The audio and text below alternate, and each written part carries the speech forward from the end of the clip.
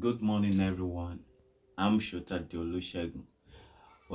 Today's video is going to be the continuation of the anatomy of quantum gravity. So I call this one part 2. So I'm going to start from where the previous video stopped.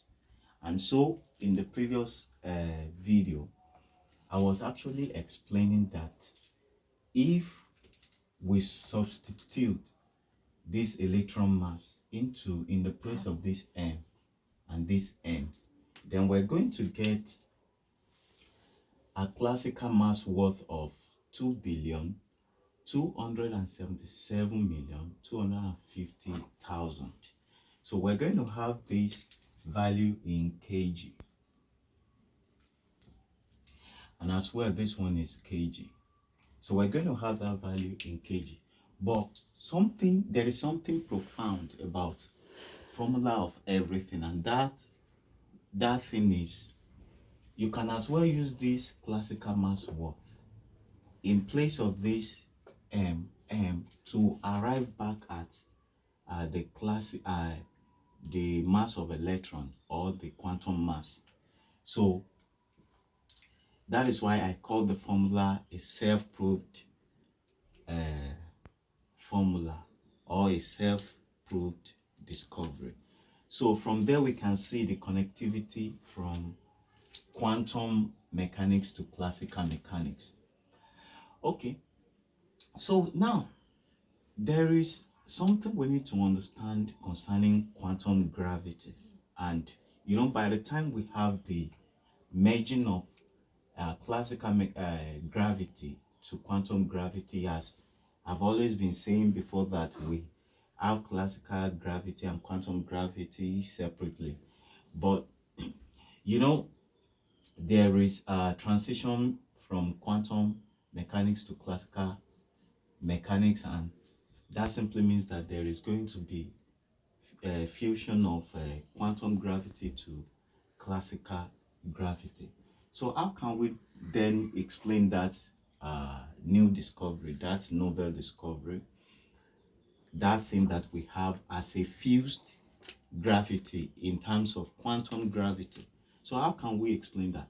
Now, for us to explain that, we'll see that the speed difference, that we have that we have at quantum level, actually compensates for the differences in weight in classical gravity. You know that when classical gravity, when it has effect on object of different uh, mass, or when you have a classical gravity effect on two different uh, masses, say we have hammer and feather, just as we have um, their masses are different.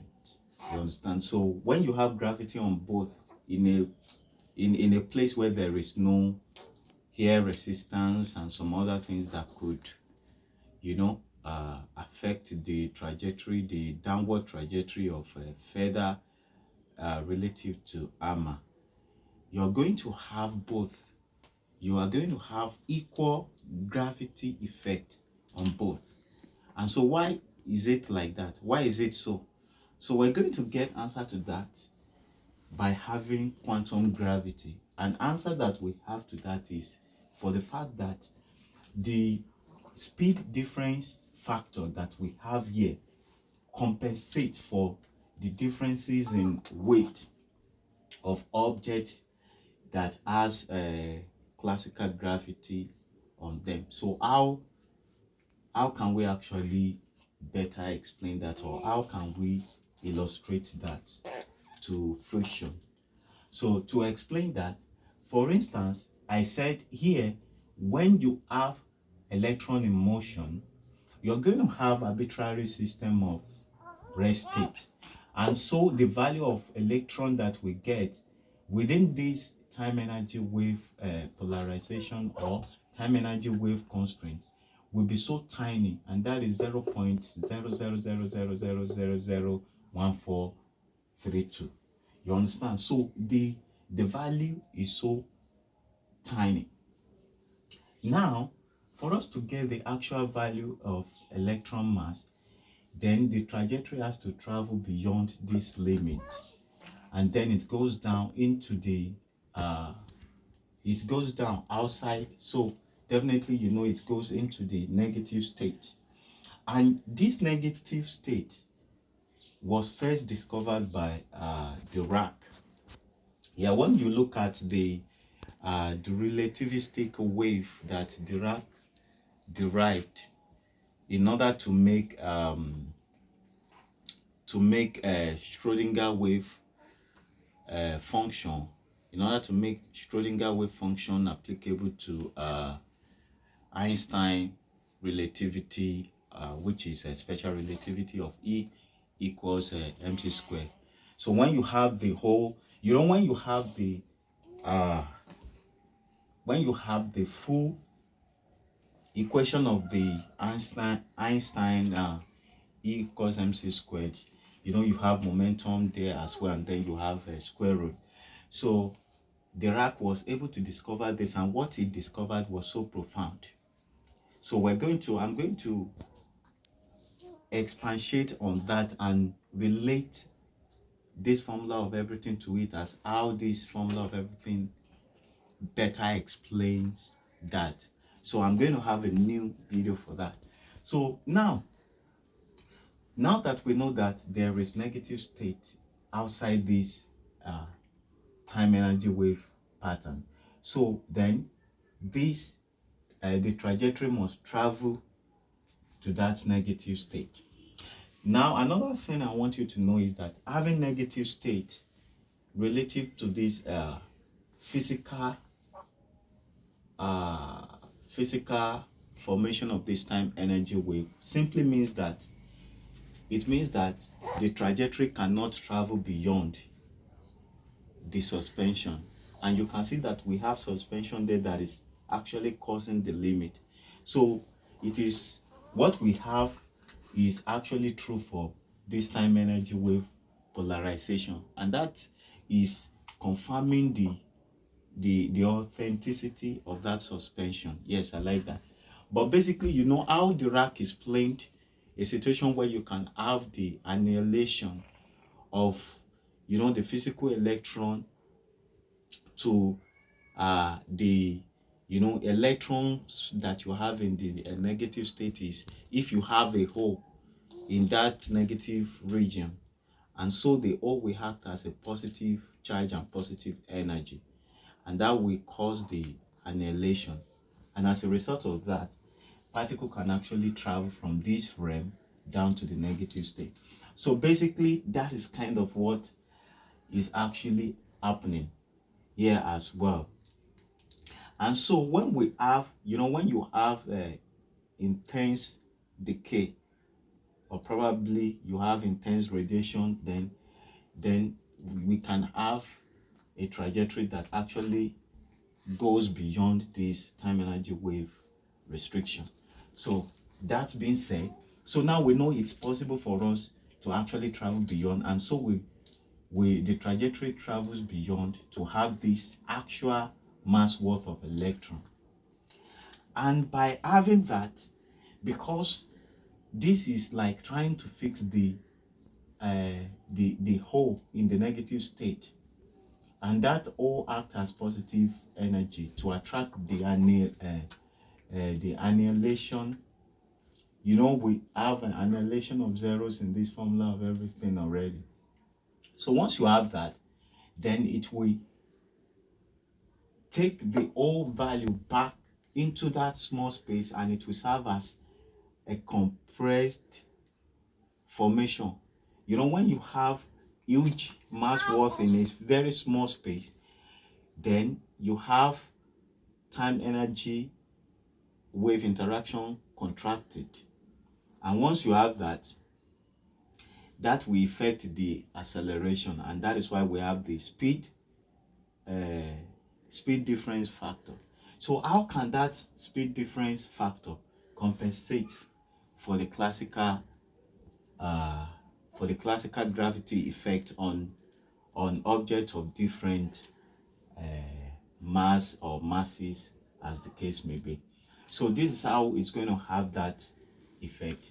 For instance, let's say we have, if you look at this mass worth now, the value is more than what can be contained within this time energy wave model, and that worth, that excess worth, is relative to classical mass worth. Now the classical mass worth that we have here is 2,277,250,000 kilograms. So when you look at this, it means that this classical mass worth has traveled towards the hill of potential, and as a result of that, it has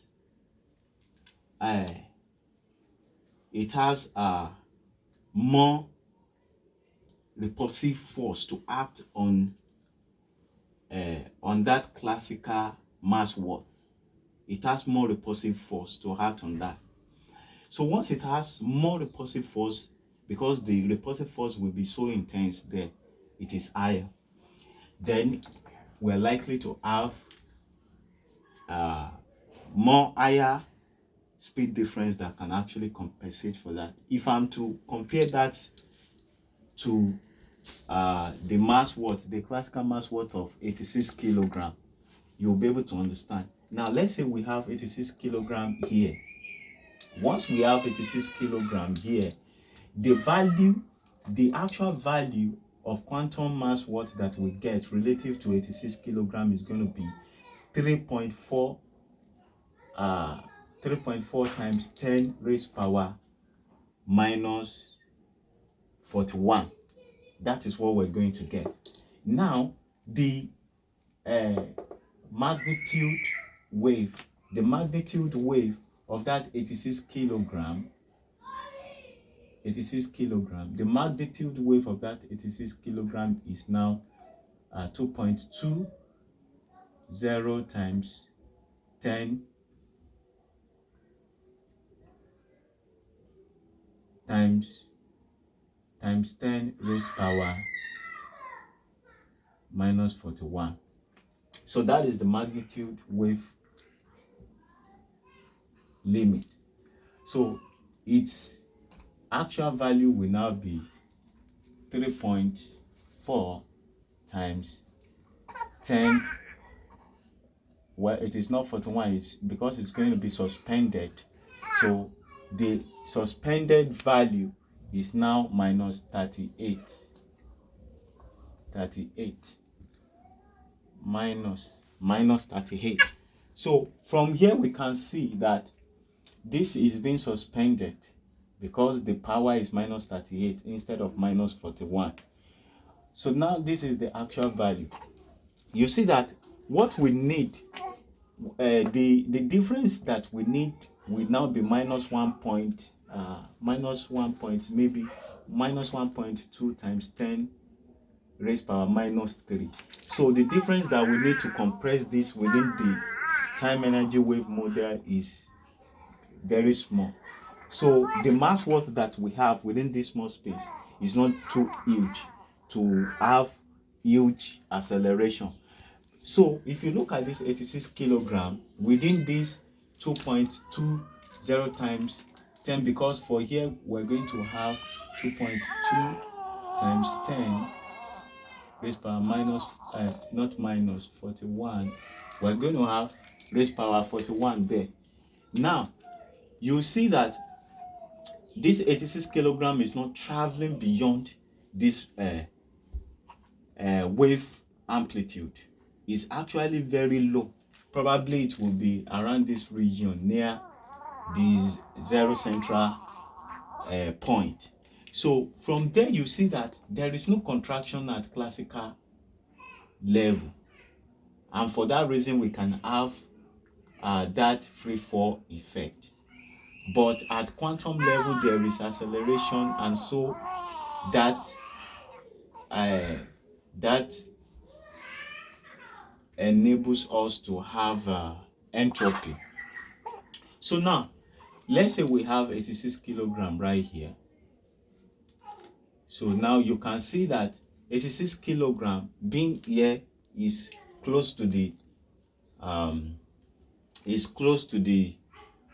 ground of the zero central point, and so the amplitude that we have is very huge, and that simply means that the repulsive force that we have here on that 86 kilogram will not be so intense. It will not be so intense because it is not being so compressed.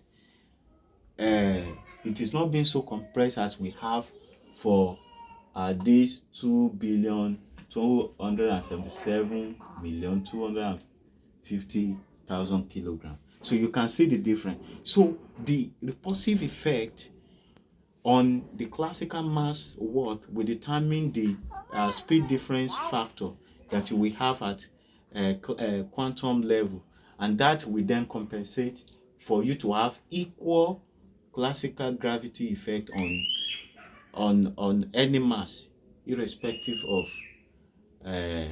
their size or whatsoever. So that has explained that. So now we can see that by having quantum gravity, that has actually explained and it has solved the problem. It has even empowered us to know what gravity is, and from here we can see what we can get to know the real nature of gravity, and we know that there is a kind of suspension which is repulsive force that acts, and that that acts as gravity on the mass worth of classical worth. So that is that. Then another thing I want us to know right here is, how is this synonymous to the physical illustration or analogy of what gravity can actually exemplify. So for us to explain this better, if we look at human, for instance, we can see the effect of gravity in their life. In their life, let's start from when a child was born. The child will be growing, and then the growing phase of the child can be likened to this expansion phase. Then the child will get to a point, probably maybe when the child gets to the age of 40 or 50, I don't know the actual age, the child will get to a point where the growing factor will be at highest point. So when that child reaches that point, that is the present, like what we have here. That is maybe the region of event horizon, or the present phase of the child relative to this time energy wave analogy. So after that, after reaching the extreme limit of the growth, then the child will then be will not grow further. Instead, the child will be reducing back, and that is why we have a kind of situation called senile for the old people. It's a state where you say then the old grown person is behaving childish. So instead of them growing further in terms of their intelligence, in terms of their brain function, the cell functionalities and all those things, then you see them shrinking. You see an old person shrinking, and you see that their the cells and even the brains and some other things will we have that indication of the shrink or the contracted effect. You understand? So now, then maybe probably from that age 40 or 50, then the child will experience decline in growth, And so probably it will get to the point where the person will be so old, maybe at the age of 90 or so. So at that point, where the person is at the point of death, we can see that there is a kind of suspension, because there will be no further decline for that aged person.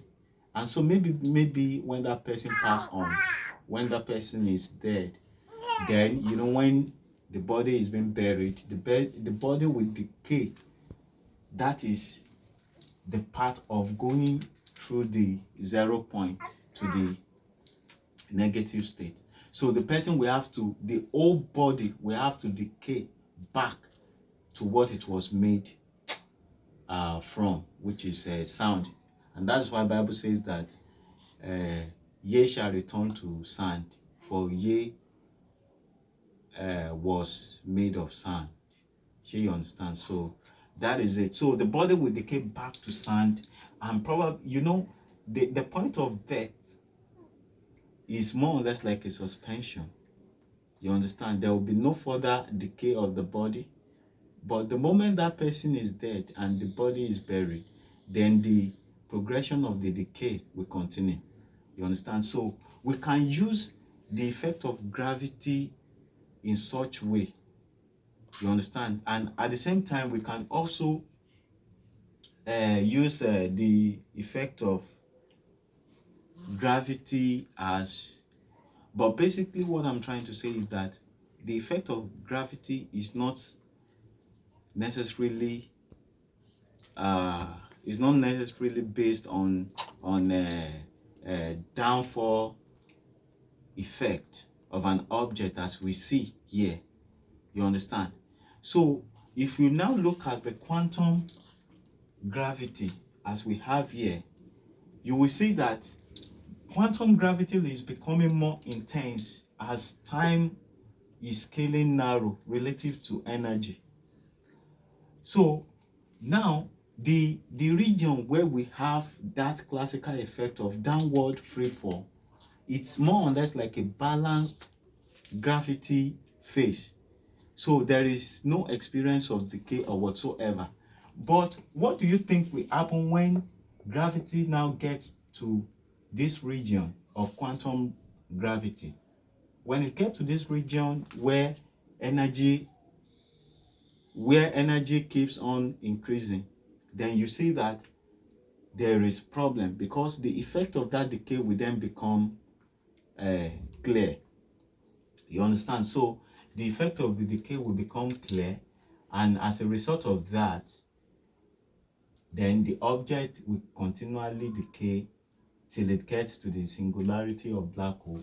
And once it travels through the singularity of black hole, then you will see that at this region, time will be behind while the energy will be ahead. And here we have high entropy. And you know what that means? So it's only energy density that will, redirect the trajectory of time energy in this momentum phase. So this is momentum phase.